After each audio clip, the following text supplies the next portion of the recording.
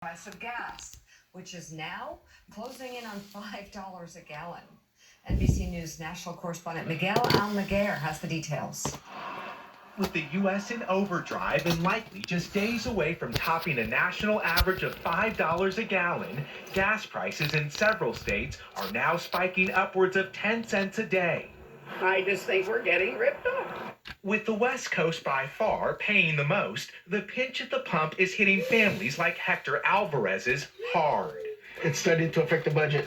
In Los Angeles, where many are dishing out $7 a gallon, Alvarez, who supports a family of 7, is juggling skyrocketing housing prices, staggering inflation, and now record fuel costs. We have to, really think about how far we can travel or where we can go. With a recent poll showing Americans cutting back on eating out, making impulse purchases, and driving, the U.S. is poised to officially hit $5 a gallon as early as Thursday. According to AAA, 75% of commuters say that's the benchmark where they'll put the brakes on driving. That's what happened in 2008 when the national average hit $4.11, or roughly $5.40 a gallon today with inflation. The consumer is in a different position than they were in 2008. As we get around that $5.20, $5.30 national average, we might see some change in consumer behavior. But as pent-up pandemic demand pumps up prices for now, there's also been a surge for electric vehicles. Take a 310-mile road trip from LA to the Bay Area. A gas-guzzling sedan will set you back nearly $250. The same trip in an EV, just $43 after 3 supercharges. Feel badly for people who are not able to get an electric car right now and are stuck paying those prices. For most Americans, though, electric is still out of reach, and soon the price at the pump may also be.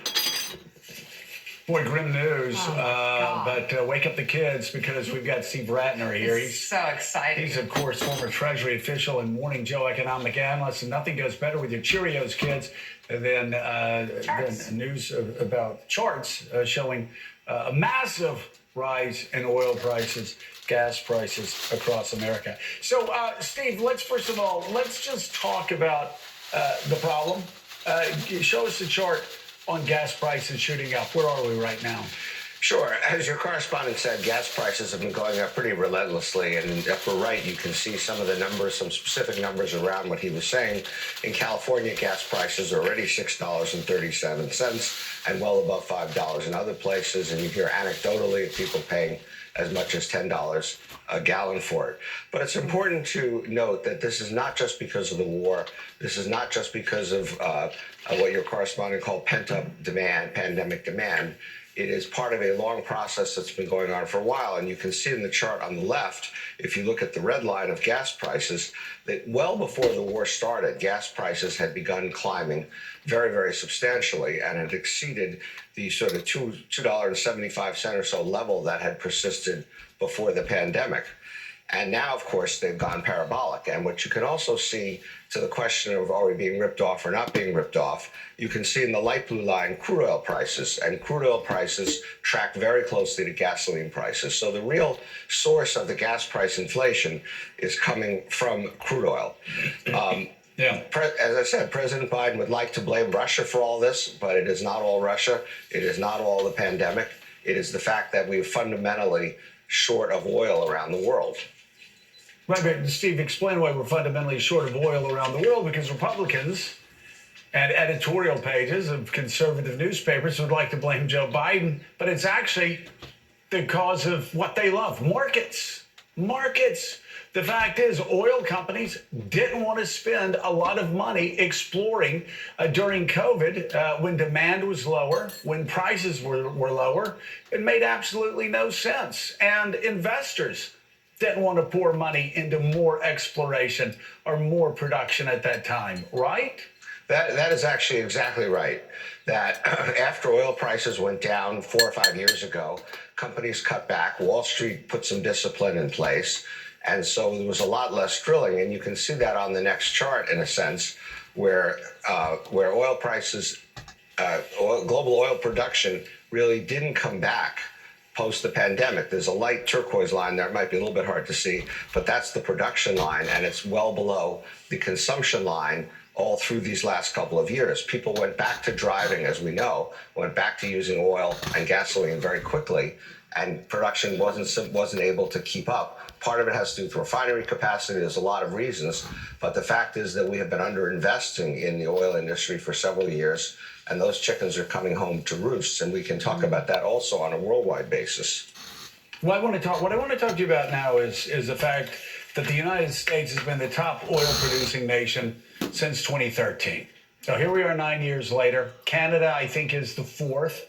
And so if we want to move towards oil independence, how do we do that? Obviously, we can talk about alternative energy sources. We need to do that. But let's say we take Barack Obama's approach, which, as you know, was an all of the above approach. We're going to do wind, we're going to do solar, we're going to do oil exploration, we're going to do nuclear. If we had started doing what Barack Obama was asking for, let's say, 10 years ago, where would we be right now? And where will we be if we can somehow turn the popular will or turn the political will in that direction over the next 5 years? Can we move towards oil independence? Energy well, actually, the United States itself is oil independent. We're actually a net exporter of oil products when you combine refined products and crude oil. And that wasn't necessarily because of any governmental policy. It was simply because oil prices encouraged at a time drilling and production. Where we have fallen short is in things like nuclear, which has become almost a dirty word and should be a major source of power in this country. We're doing reasonably well on wind and solar, but they have their limitations. But energy, in a way, is a worldwide product. Every country imports or exports energy in one form or another from somewhere else. And so we are dependent on the rest of the world doing a good job as well. And when you look at Europe, they've done an appalling job. Germany shut down 14 out of their 17 nuclear reactors. The Netherlands shut down the biggest gas field. Good God. Yeah. No, I mean, Steve, you know, the thing is, people have been predicting this for years. Like, the regulatory process obviously needs to be stringent to build nuclear plants in America. But if you're talking about a powerful energy source without a carbon footprint, if you're talking about getting to where we want to go as a nation, people have been talking about this for well over a decade. And yet, we still aren't moving forward in that direction, and we're paying for it. Look, we send men and women down in nuclear-powered submarines every day, closer to a nuclear reactor than I am to Jonathan Lemire at this moment. And we deem that to be safe, and it has been safe. We have nuclear carriers out there with 5,000 people on them. We deem that to be safe. And so the idea that we can't build a nuclear reactor on land in a way that is safe is a real failure of our policymakers. There's no question about it.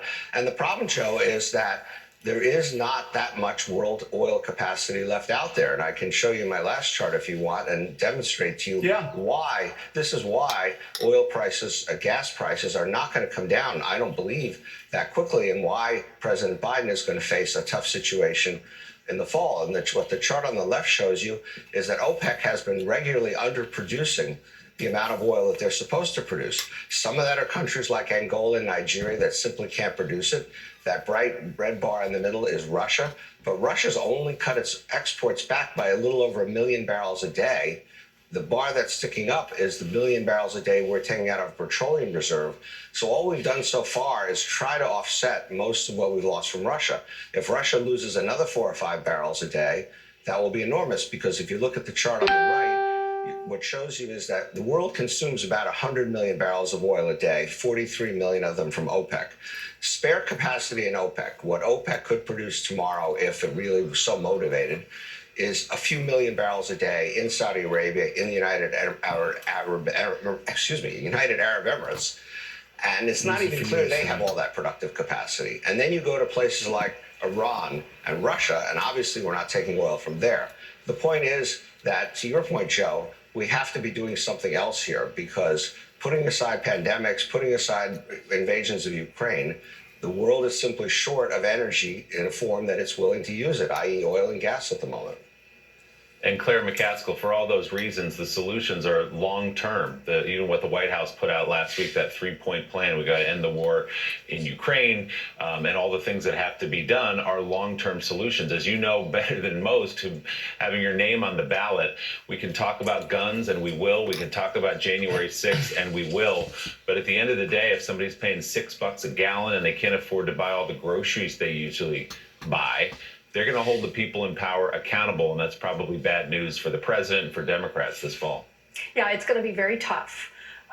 People always have a tendency to vote on issues that they feel closest to them, and nothing feels closer than that price going up and up and up at the pump as they stop to get the gas they absolutely need to work and support their children and all the things that are about gas in this country. So it is a big problem for Biden. But I just got to say, this nuclear thing is something that I think more Democrats ought to begin talking about. We have the technology to keep nuclear safe right now.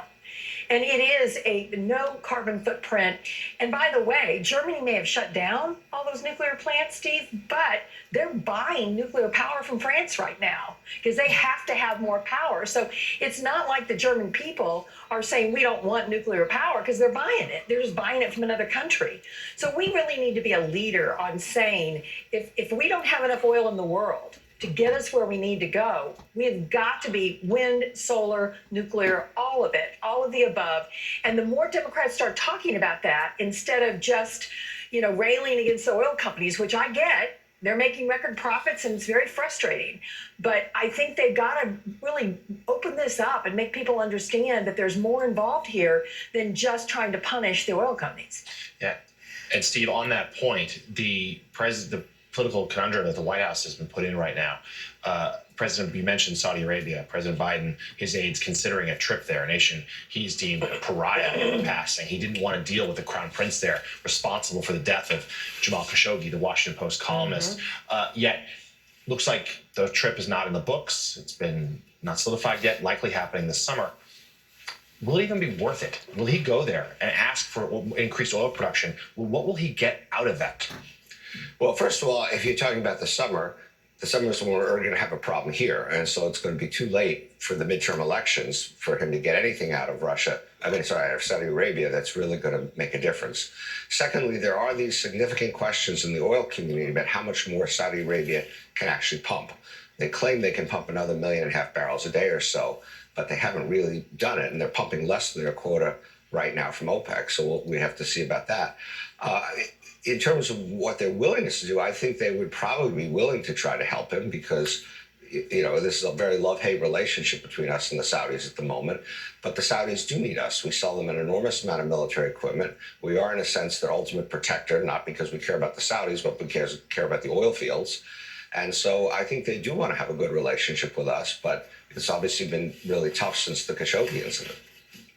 All right, Steve Ratner, thank you so much for coming on this morning. We appreciate it. And still ahead on Morning Joe, the son of a Buffalo shooting victim pleads with Congress to take action on white supremacy.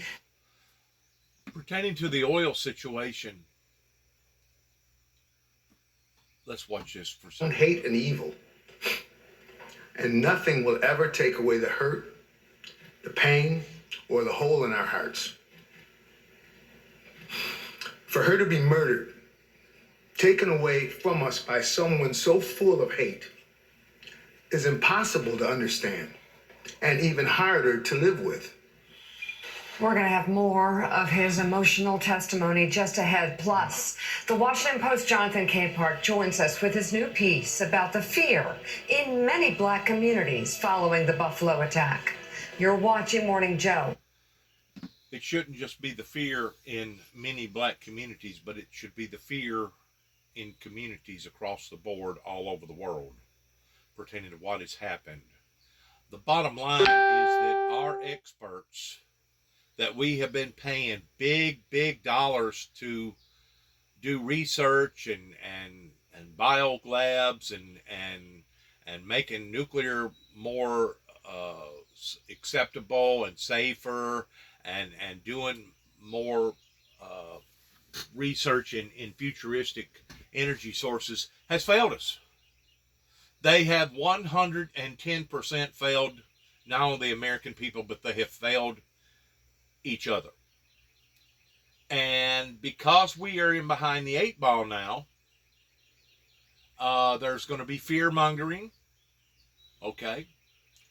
There's going to be hoarding. And between the corruption out of the 3, including corruption, we're basically going to create our own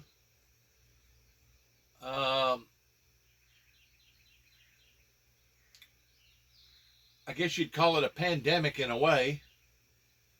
I think I would call it more of a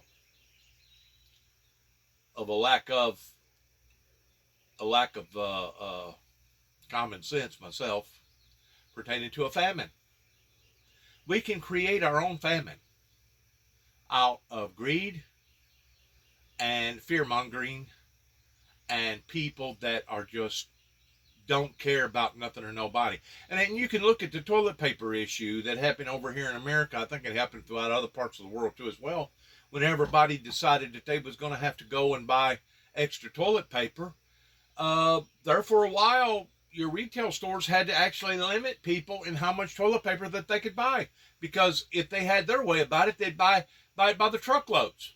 Because they knew that there was going to be a shortage of toilet paper. Well, it's going to be the same way with food. It's going to be the same way with gas. It's going to be the same way with other items too as well. Because if you look at what actually occurred during the 1929 Depression that began, in more ways than one, that was self-induced. And the reason why it was self-induced was because out of fear-mongering and also out of greed, people that was not watching their Q's, P's and Q's, people that wasn't crossing all the T's and dotting all the I's, basically failed. And one problem led into another problem, and another problem led into another problem that expanded another problem that just led into more problems. That's what we're going to run into. And there's no doubt that since COVID has hit, it has upset the apple cart pertaining to all of a sudden the demand for oil dropped tremendously because so many people were staying at home. They wasn't working. We had a problem pertaining to people getting sicknesses of the COVID. And now all of a sudden the world has cranked back up. And now there's not enough producers out there that's producing a high volume of oil because a year and a half ago, we didn't have to have that high production of oil. And now we do. So because the demand has become stronger and the supply has become weaker, that has caused the prices to go up, in addition to what Germany, Italy, and other countries over there are doing towards shutting down their nuclear reactors. In addition to the war, it has created this problem pertaining to the energy problem. Let's listen to this, please. Is there nothing that we can do? Is there nothing that you personally are willing to do to stop the cancer of white supremacy and the domestic terrorism it inspires? Because if there is nothing, then, respectfully, senators, you should yield your positions of authority and influence to others that are willing to lead on this issue. The urgency of the moment demands no less. My mother's life mattered. My mother's life mattered. Your actions here today will tell us how much it matters to you. That was the son of Ruth Whitfield, who was killed at the Tops supermarket in Buffalo last month. He testified before the Senate Judiciary Committee on the effects of white supremacy and domestic terrorism. It's not just white supremacy. It's people just hate-mongering people, mean-spirited people. I mean, you can classify it towards it being mental health if you want to, but the bottom line is people that want to inflict harm and hurt and pain upon the other people, especially for no reason, are nothing more than cruel, insensitive horrible, horrible individuals. To explain, things felt so dicey during the Trump years. I half joked that my husband and I might have to reenact that scene from The Sound of Music and flee the country. The right to self-protection, people have become mean, doesn't exactly apply to Black people. Right now, I'm defining crazy as anyone who believes any aspect of the racist Great Replacement conspiracy. The noxious idea that liberals are deliberately replacing white people with non-whites and immigrants. It's what allegedly drove an 18-year-old man to target Black people in Buffalo, killing 10 and wounding 3. And it's all because of the number of crazy white people in America fearing replacement appears to be growing. And they seem ready to do whatever it takes to stay at the pinnacle of American life. And to that point, Jonathan, here's a new poll that finds 58% of Republicans believe in the so-called replacement theory. The YouGov poll asked explicitly, do you agree or disagree that white people in this country are being replaced by non-white people? 25% of Republicans strongly agreed. 33% somewhat agreed. Overall, 42% of white Americans polled believe they are being replaced. So, Jonathan Capehart, and whenever you say replaced, they basically feel like that they're being outpopulated. In other words, the Black population is populating society or the world more so than the white population is populating society, which is foolish, which is selfish, which is, in a sense, nothing but fear-mongering in the sense of believing in a outlandish theory such as this. Because the bottom line is this, regardless whether it be anti-Black, anti-white, anti-Jew, anti-Christian, as far as anti-Semitism going on in the country, this country has been taken over in the past 30 plus years pertaining to sorcery and Satanism in regards towards witches and warlocks and people believing in basically nothing, claiming to be an antichrist or an atheist, and it has nullified our consciousness to the point that now we are seeing all these problems that are multiply intensifying, regardless whether it's the problems of fuel, regardless if it's the problems of energy, regardless whether it's the problems of guns, regardless whether it's the problems of drugs pertaining to overdoses, regardless whether it's the problems of crime in general that's rising. Our experts, our professionals for the past 30 plus years have failed not only the American people but the world in general. This is what you get whenever you turn something and put it on autopilot, or you put it on cruise control, and you have a bunch of people that's supposed to be in control of our lives that now we're realizing they wasn't in control of nothing.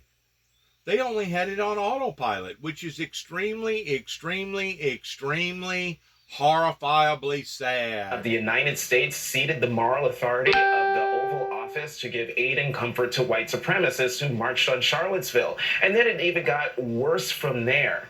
Once you take that lid off, that roiling pot that's been part of American history since before the founding of the Republic, it is hard to put it back on, especially when the person who took the lid off was the President of the United States. So the forces unleashed by Donald Trump, they're not going back in the pot. And so I half joked and said, we need to have a plan B. We might have to Von Trapp out of the country.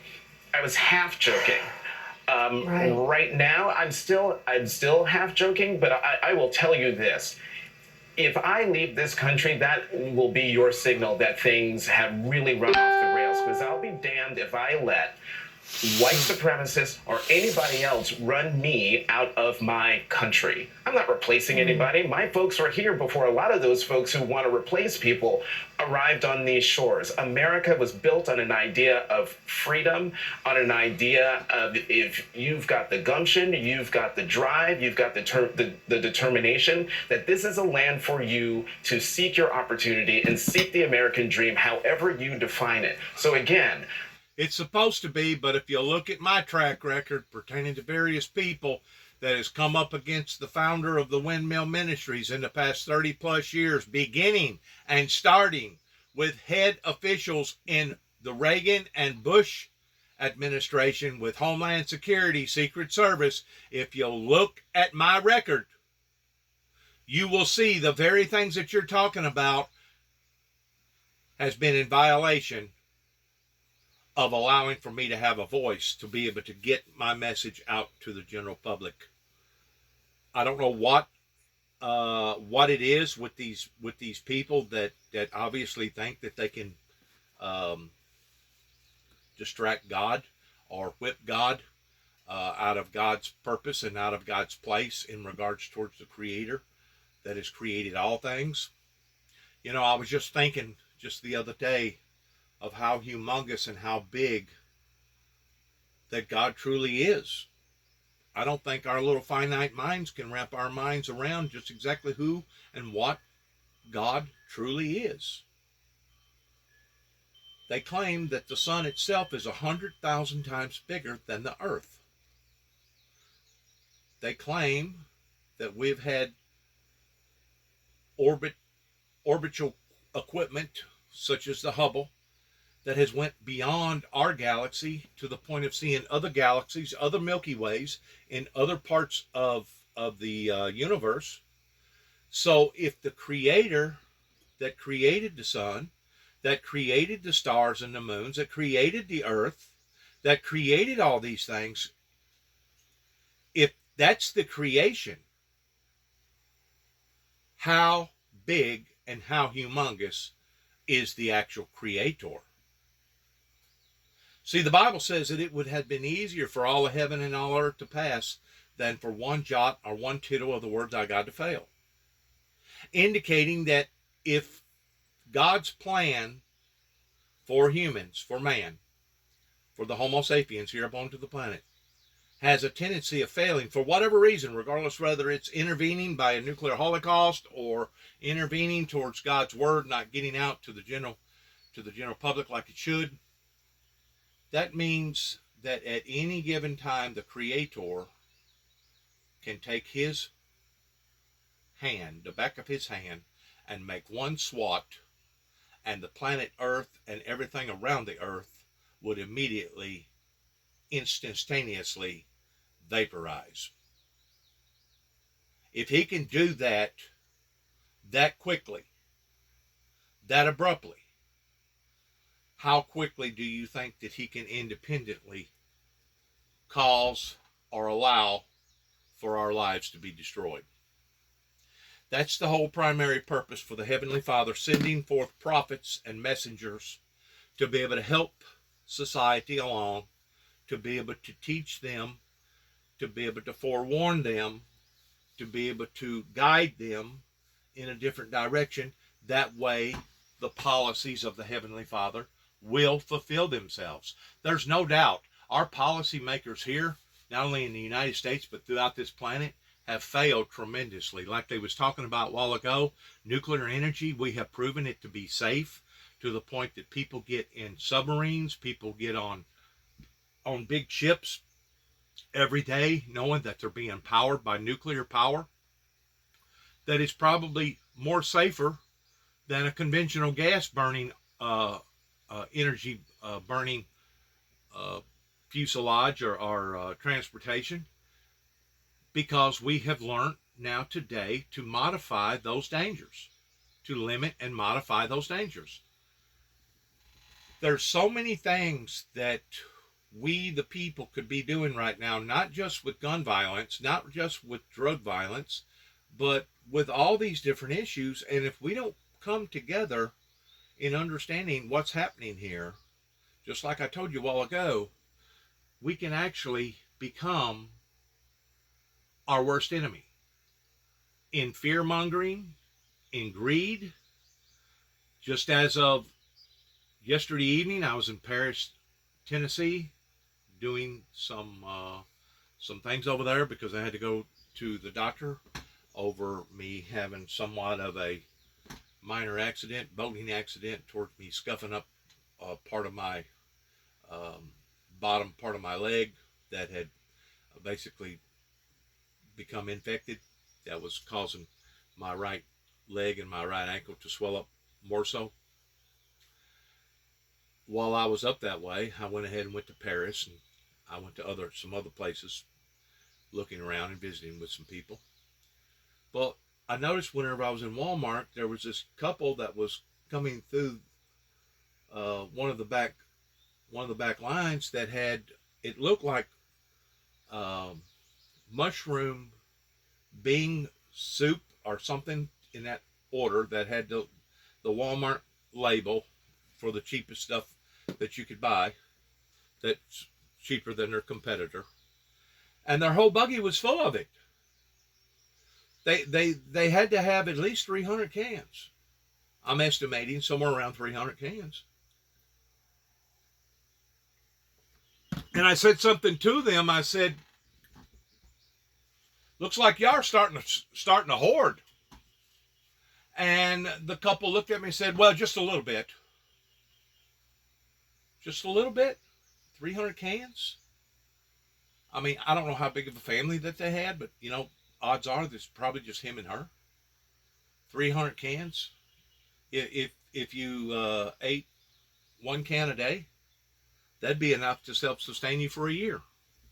The only problem with those cans, if those cans is not put in a controlled environment, they'll either get too hot or they'll get too cold. That will ruin the lifespan of the can of goods that was in that can.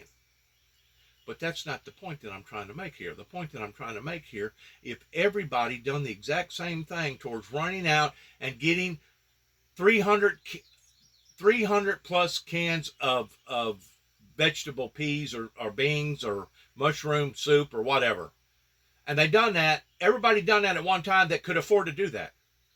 Do you realize what that would do to all the people that couldn't afford to do that?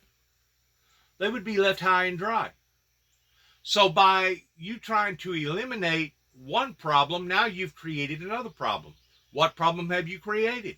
You've created the problem of the people that now couldn't go out and buy extra goods, that now are starving.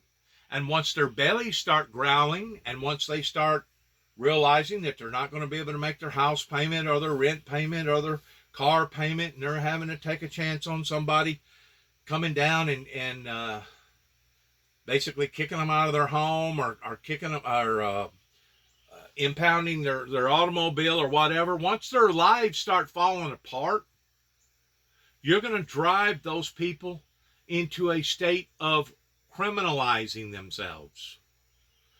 You know, whenever you have the powerful, the elite, the 1%ers that can take care of themselves, but have not been smart enough to take care of all of us, then you have a calamity in society that is turning out to be just exactly what it is today, a calamity. And it's only going to get worse and worse and worse if we are not smart enough to identify what has happened, who caused it to happen, and how to fix it.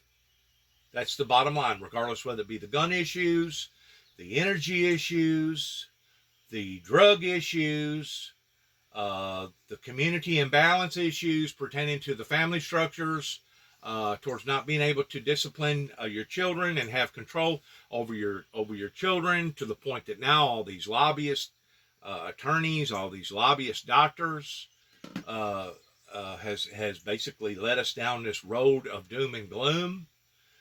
They've led us down this psychological psychiatry way of thinking, that all these people that are committing these acts of violence are people that are sick. In reality, they're not sick. They're just meaner than hell. Whenever you have a society that is basically throwing up onto itself, like we're doing right now, and are not smart enough to identify the differences towards what we need to do versus what we want to do, then you have a society that is heading down a path of more destruction. And that's where we're heading right now, economically, politically.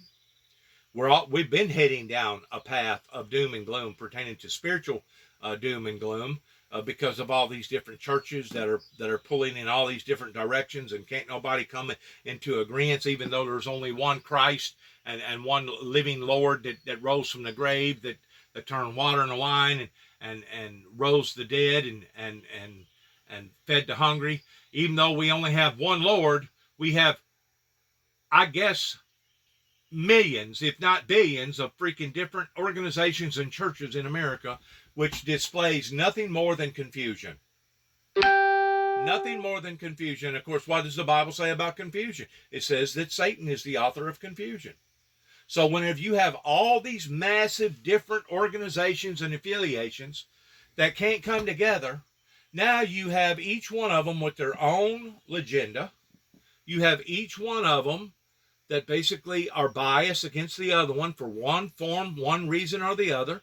And now you have a divided house. What does the Bible say about a divided house? It says that a divided house would not stand. Now you keep in mind, whenever I started out into the eyes of the general public, going back into 1989, I was falsely accused of several different things. And one of them was I was accused of causing division among the churches. I was falsely accused of that. I was also falsely accused towards doing this for some sort of a scheme, or doing this to attract attention to myself, as far as some sort of a popularity scheme. It wasn't none of the above. And the truth of the matter is, the church world, now looking back in the past 30 plus years, we can see that they caused their own division in doing what they was doing between the rich, the working class, and the poor class, and between a group of people that wanted to pick and choose, cherry pick out of the Bible towards, well, we're not going to believe that, and we're going to believe this, and this is metaphorically, and this is symbolically, and this is literally. We have all these different struggling minds that are pulling in 50,000 different directions that are causing us to become weaker and not stronger. Whose fault is this? It's our own. Because we have sat back and we have tolerated it and allowed it, and now it's only escalating to the point that now people that wants to walk around with no clothes on, they can basically do so as long as they cover up their nipples, as long as they cover up the end of their tallywhacker or their twat with some dental floss. They can basically walk around, two girls on two girls, two guys on two guys, and the rest of the Christian society is just supposed to stand back and tolerate it and allow it and let it basically corrupt our minds. And if we're not smart enough to identify what's going on here, eventually the whole pack will become contaminated. And whenever we all become contaminated, we see what God does to contaminated cultures. He destroys them. And I've been told, and I'm still being told to this day, that we are heading towards a path of being thrown off into tribulation. Now, I don't think it's going to be great tribulation unless God the Father decides for Gabriel to blow the trumpet and him to return back in flaming fire and burning down everything that mankind has ever built upon to the planet, in which is promised that he will do this. It's promised that he will not destroy the world again by water. He will destroy it with fire and brimstone. Okay, this isn't my analogy. This is the Bible's analogy. Just like it's the Bible's analogy pertaining to homosexuality and lesbianism being against God's principles. This is not my analogy. I'm just a messenger here, repeating what the King James Version Bible says. And if you claim to be a King James Version believer, You can't just believe part of the Bible. You have to believe all the Bible. And if you're truly saved, instead of you wanting to go around cursing the Heavenly Father and cursing the things of God, you should want to go around and be praising God and blessing God. And the way that you bless God is that you become that much more appealing in your lifestyle by approval that this is what God intended for not only you or me to be a part of, but for all of us to be a part of. We have a society right now that is crying out, please, please, please help me. Help me, Mr. Law Enforcement Agency, regardless whether it's local, state, or federal. And we cannot get people to sit down and reason towards what needs to be done, which once more is mass confusion. We have brought this upon to ourselves, and it's only going to increase, not decrease, regardless whether it be the oil problems with now hitting us in the bottom of the back of the ass, or in our pocketbooks, or in our purses. It's now coming home to all of us in either a direct or indirect way, coming near a community or a neighborhood near you, just like the Walmart slogan. And these disruptions that are happening right now is not just because of Putin. It's not just because of one certain particular thing, but it's because of all the above. Especially whenever you have a country like Germany, Italy, those people over there, that for some strange reason they have decided to abolish their obligations with their community, with their citizens, towards diminishing their energy sources at this time, without fading in that out slowly and fading in something on the same level. You can't just do it all at once. You just can't stop everybody from driving and everybody going to go out and buy a freaking battery powered electrical car. I had somebody tell me the other day, said, yeah, it'd be my luck if I went out and bought a brand new battery power car. The next thing you know, they dropped the fuel prices. And who's to say that they wouldn't do that? Because we have seen the petroleum professional oil industry do some crazy things in the past 40, 50 plus years towards acting like that it was a shortage of this and it wasn't a shortage. And then they wanted to do this and it wasn't that. And then they tried to promote everybody towards going to diesel, and everybody and their brother went out and bought a bunch of diesel trucks. And the next thing you know, diesel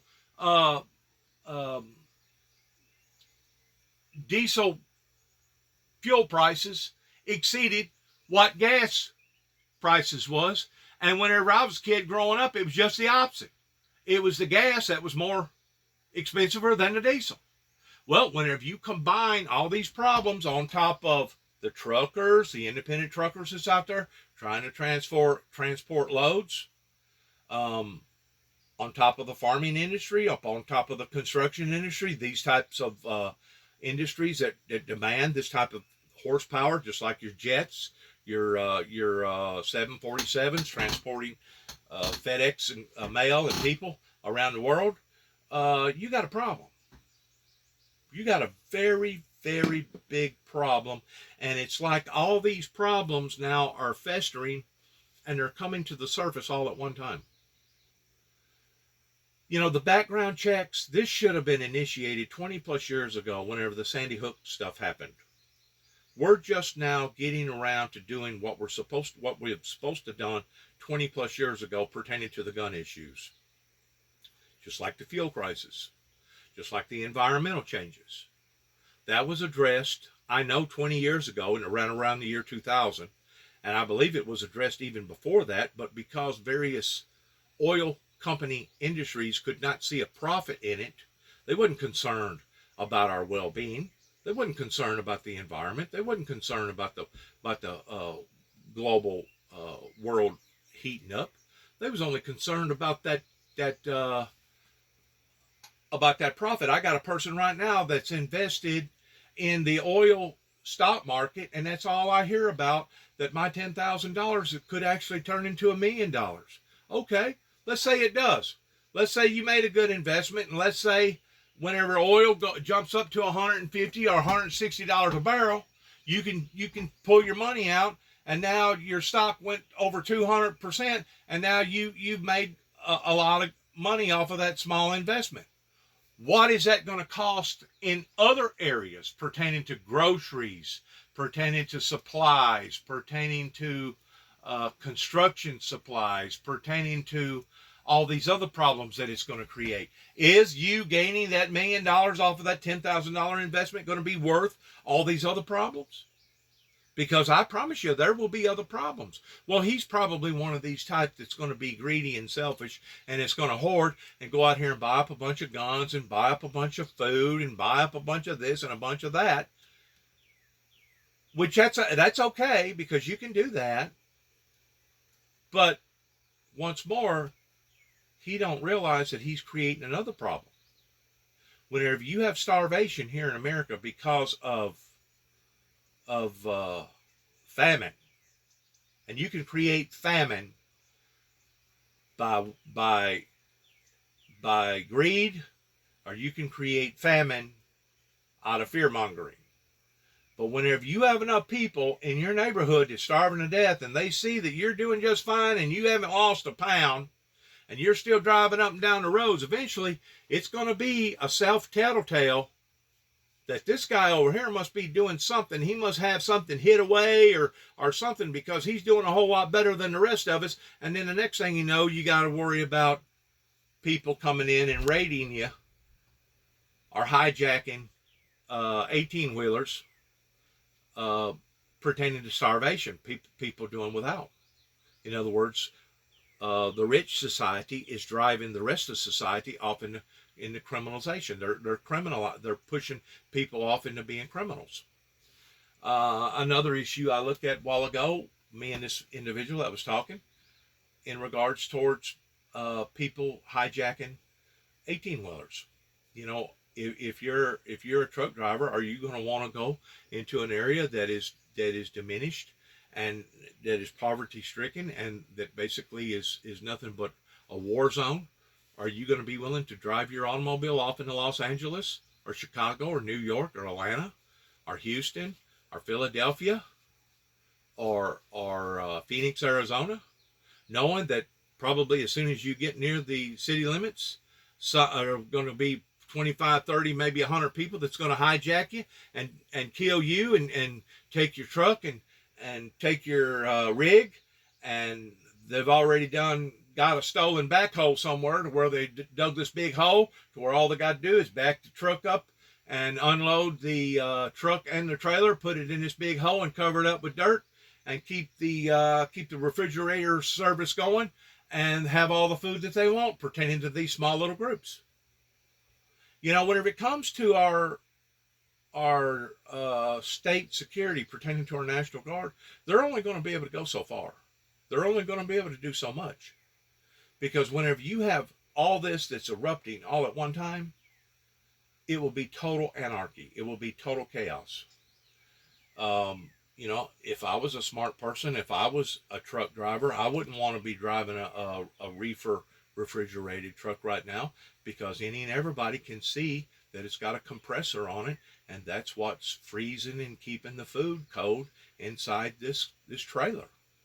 Well, has anybody ever thought maybe you need to take the refrigerator unit and use up a certain portion of the corner of that trailer itself? That way you can hide that particular unit where you can still put gas in it and check the oil and have the exhaust system going outside where it's not contaminating the food. But the rig itself will be hidden to the point that you can't tell whether or not it's a refrigerated trailer truck going down the road transporting T-bone steaks and hamburgers and other frozen items versus just somebody going down the road that's transporting maybe TVs. See what I'm saying? These are all going to be continuous issues that people are going to have to be addressing, that if they are not street smart, conscientiously, with common sense, the problem is only going to intensify and get worse. I've said this before pertaining to the electrical cars. Somebody's going to have to put electrical charging stations in. Are you going to mandate that towards the government making, let's just use Pilot for an example, because they're a big truck driving industry, oil producing, selling retail market out there? Are you going to make them or promote some sort of an idea to them that'll be rewarding, that if they go ahead and put in these charging stations for people, that it will be beneficial for these companies? Because people ain't going to contradict their own business. No matter what, they may see the world falling apart and going to hell in a handbasket, but just because they see that is not going to influence them towards them changing the flow of their business. They're in business to sell petroleum, oil and gas and natural gas and et cetera, and for them to change over towards wanting to put up these power stations, that in and of itself is going to require some sort of discipline, I believe, either state or federal, from the government. Which leads to another thing. We know for a fact that our grid system over here in America has been overloaded now for the past 10, 15, 20 years because of not just the overload of all the immigrants coming to America that they didn't put into the right equation towards putting a bigger gauge wire in versus a smaller gauge wire versus replacing it because it's gotten old and it's not near as built as sound pertaining to the copper wiring, et cetera, but we're also having to initiate these problems that we're seeing because of the environmental crisis, with areas exchanging into these heat domes, that now rolling blackouts is nothing uncommon for people out west. And even I have seen times whenever New York and even Chicago had to go through, Philadelphia, I think, too, as well. Different areas has had to go through rolling blackouts. On the other hand, you can look at what happened to Texas a couple years ago pertaining to it getting extremely cold. That basically shut down their grid system because it was old, because they was independent. They wanted to be independent. They didn't want to hook in with everybody else. And because it was so strenuous upon their system, it shut down the whole system. I don't know how many people lost, ain't no telling how many groceries and how many factories had to shut down with moles and had to go in there and redo a lot of factory work, and how many people's lives froze to death during that time. But it was based upon, what did I say in 2007 in Western Kentucky, up here around Grand Rivers and Benton and up towards Calvert City and up towards Paducah, Kentucky? I tried to predict them of major electrical disturbances that can come in the form of a variety of ways. A variety of ways. But instead of me being rewarded for putting out that advisory, I was scrutinized, penalized, demonized, and dehumanized for trying to help people. The same way towards me putting out to the United States government in 2005 of a bloody road ahead. Since then, we have seen, 100 and something people dying every day pertaining to gun violence. All this other stuff pertaining to the gun issues, the background checks, et cetera. These things is only intensifying. They're getting worse and worse and worse and worse and worse. But yet now, the individual that's talking to you right now, have I gotten any type of thank you from any of these churches around here? Have I gotten any kind of thank you from either state, local, or federal governments? Because this man was on top of his game and he foreseen these things that was going to occur, that sent the President of the United States a T-shirt that said a bloody road ahead, that basically costed him 4 days and 4 nights in a mental institution up in Davidson County in Nashville, Tennessee. Have I heard anybody apologize for that crude, rude, immature, unprofessional behavior coming from the authorities? Have I seen any type of apology coming from Judge Woodall in Cadiz, Kentucky, or LBL pertaining to me up there fasting and praying for revival and praying for peace upon the earth, the way that they attacked me on 3 different levels by making my life totally miserable, to the point that there towards the last they poisoned me with Risperdal and caused me to gain weight from 240 to 340 pounds in less than 6 weeks while being studied in a mental facility in LaGrange, Kentucky, on account of Lisa Hawkins, Gary Hawkins, and Dwayne Camry pertaining to LBL, Land Between the Lakes in Kentucky. Have I gotten any type of formal or informal or professional apology from any officials, or even on an individual level pertaining to those people that was so dead set that they was trying to run me over in their vehicles? They was trying to make me out to be a homegrown terrorist because I had made mention that God had shown me that there was going to be electrical disturbances, like I was going to blow up their Kentucky dam. Have I gotten any type of apology from any of their leadership in Kentucky pertaining to that? No.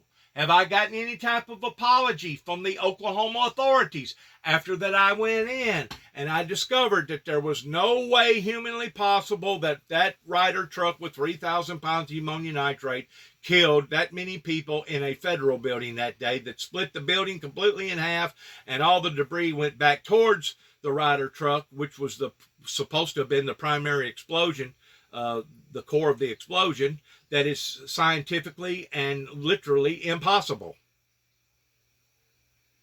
There had to be something inside that building that caused that building to separate and split completely in half, that caused all the debris to basically go back towards the explosion of the Ryder truck. There had to be. Are they bringing that out to the American people? Are they explaining to the American people that there was 2 seismograph Richter scale movements simultaneously within a split second of each other? Are they explaining that to the American people?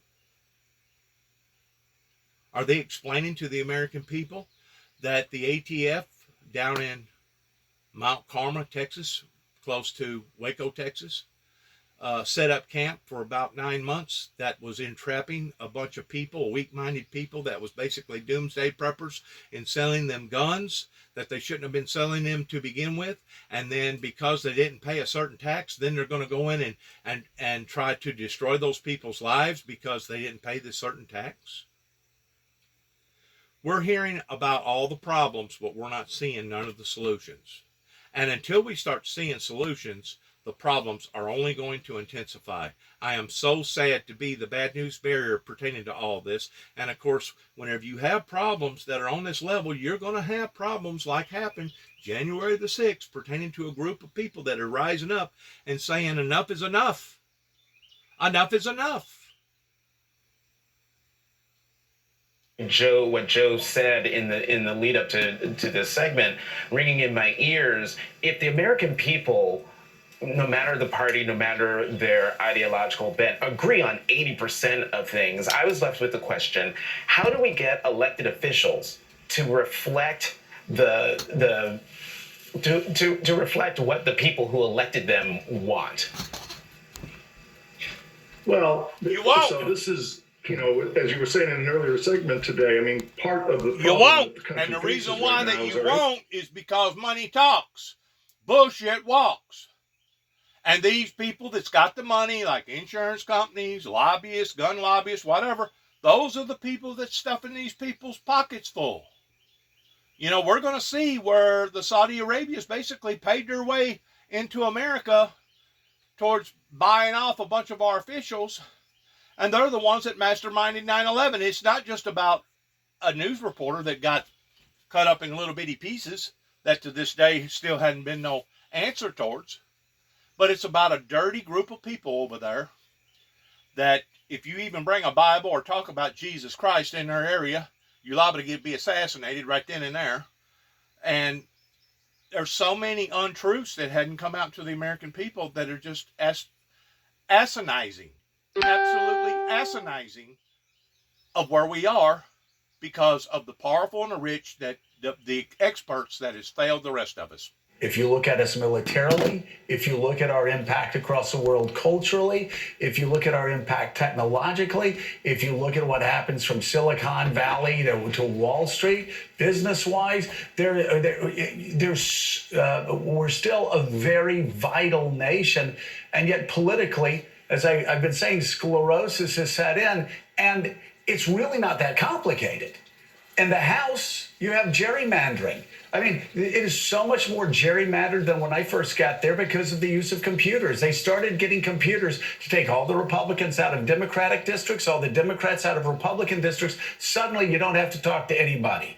When I got there, you still had Republicans and Democrats moving back and forth because they wanted to get deals done and it wasn't so divided. And in the Senate, you have a filibuster. 67 was too much in 1975. They said, we're getting nothing done. They changed it to 60. You know, I just got to believe if they change it to 55, perhaps, we make a couple of procedural changes. Suddenly, Republicans and Democrats have to talk to each other a lot more in Washington. Yeah, the middle has really atrophied in Congress, and the middle is a dominant voice in America. The problem is it's very quiet.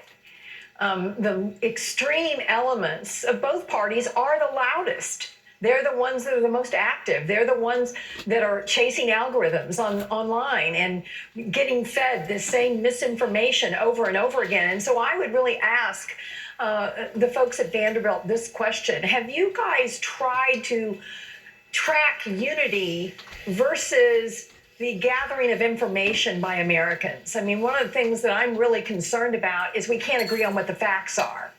And everyone is in their own calcified bubble of what they're being told over and over again, the people that are the loudest in our system. Have you all made any effort to talk about unity in context of whether or not there's even a set of facts we can agree on? Yeah, so I mean, our measure doesn't explicitly incorporate the degree to which we all kind of share the same set of facts. I think it's certainly true that, we do see political unity declining after 1995, corresponding with, the rise of cable news, and continues to decline as, social media really picks up. So, and the lack of a shared fact is likely kind of contributing to the really strong level of strong disapproval against the president, of people identifying with the political extremes. So while we don't directly measure it, I think it's there kind of like operating in the background. And certainly, if we don't all agree on facts, it's going to be hard for us to kind of come together and rely on our political system to kind of mediate our policy difference between us if we can't even agree on like what the shared facts even are. Professor of Political Science at Vanderbilt University, John Geer, and PhD candidate from Vanderbilt's Department of Political Science, Mary Catherine Sullivan. Thank you both very much for being on this morning. Claire McCaskill and Jonathan Capehart, thank you both as well. Great to have you on. And still ahead on Morning Joe, gas prices are one reason why some Americans may not travel as much this summer. Another reason? A shortage of airline pilots. We've got updates on both of these pressure points, plus live reporting from Capitol Hill and the White House. Ahead of... I'm telling you, what went on for 2 years in COVID has upset the apple cart as President Putin told a group of people that may be so, but the ground that you're walking on just shifted. And I don't think that the American people and the rest of the world realizes how much that it has shifted, not just pertaining to what President Poisonous Putin has done just within the past 100 days plus, but if you compare that with all these other issues, now you have controversial issues, for it was as the noise of thunder, one of the beasts come and looked over the edge of the kingdom while being in the presence of the Creator that said, come and see. And as they all ushered to the side and looked over the edge, and they could hear the mumbling and the grumbling and all the stuff going on the planet, for that prophecy in fact is coming true even as I sit and speak.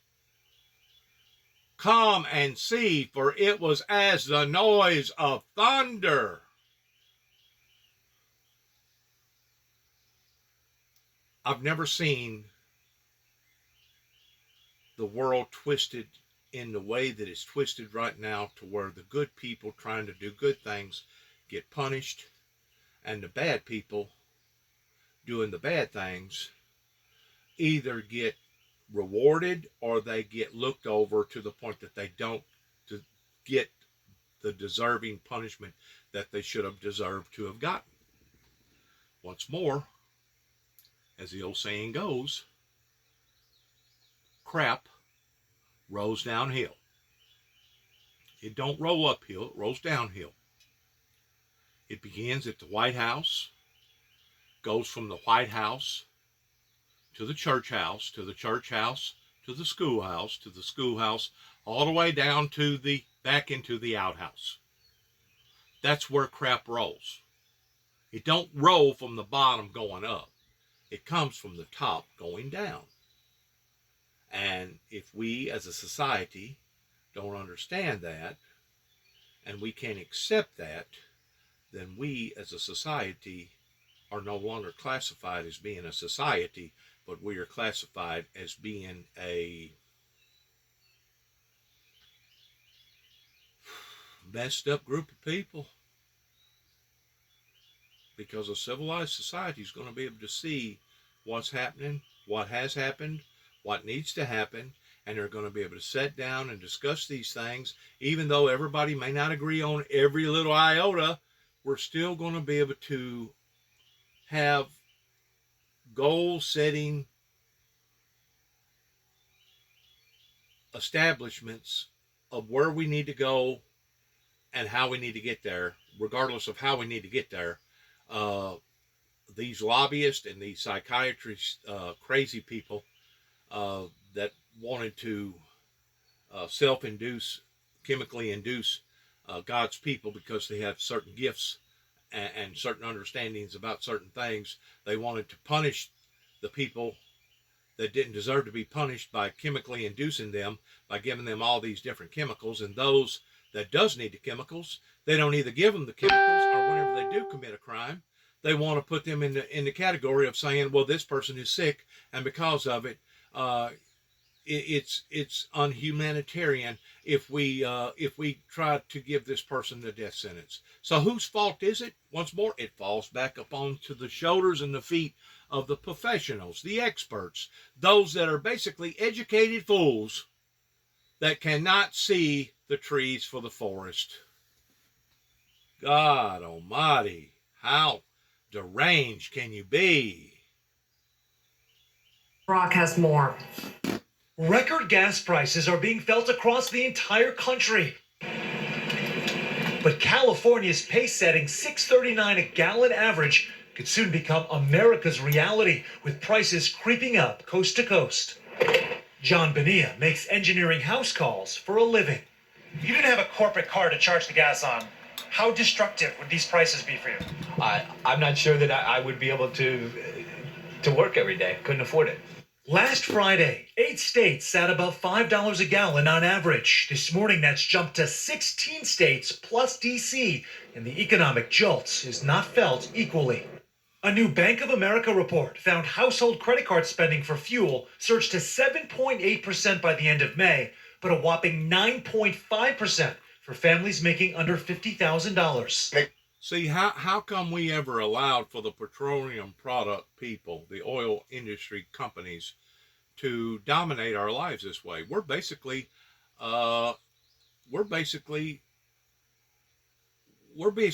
being held hostage by the oil industry. As many shoppers prioritize gas and groceries over home appliances and clothes. And diesel fuel has outpaced regular gas by a wide margin. It always comes out of the owner-operator's pocket. Fuel, maintenance, everything else. Tamim Shanab owns 3 18-wheelers and transports frozen food and produce. He says he's spending $700 or $800 more a week on gas, and like many smaller truck operations, has seen employees flee. Because I can't afford to pay them what I used to pay, in the past. That was NBC's Sam Brock reporting. Up next, we turn from the roads to the skies. Airlines are facing a number of challenges right now, including a shortage of pilots, how it could impact summer travel. Next on Morning Joe. Not only the pilots, but also the fuel industry in some of these countries, they have had to shut down whole airports because the business was so poor, because they're already dealing with a poor group of people over there, that it ain't worthwhile of maintaining and keeping the airport open. This has upset the apple cart. The ground that we walk on has shifted. Now it's going to be up to us towards whether or not we benefit one another in doing the right things for not only ourselves but for the planet, in re-examining, refocusing on where we should have been 30 plus years ago, and in doing so in a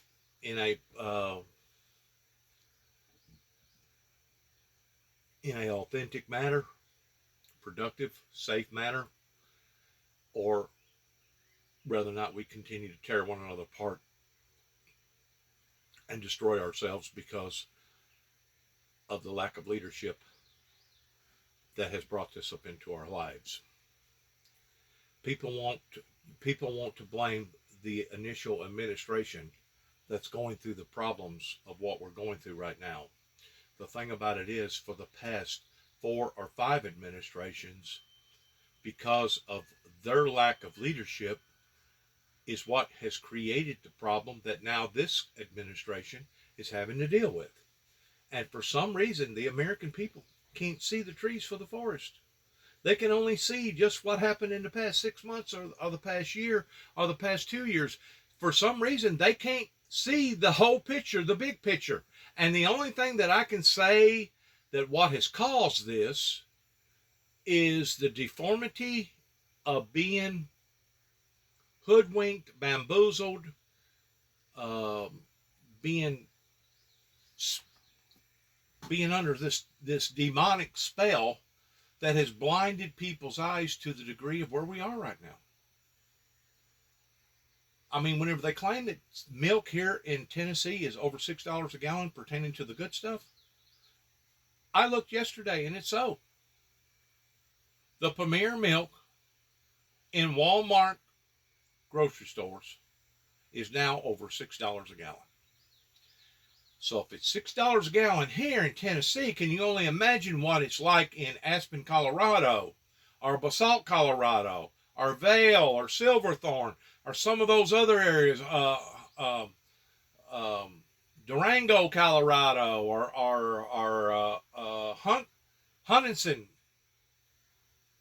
Gunnison, Colorado, that I've been to before. Can you only imagine how much it costs now to truck that milk up to those same people? You know, you got needs up there too. You got children up there too. You got infants up there too.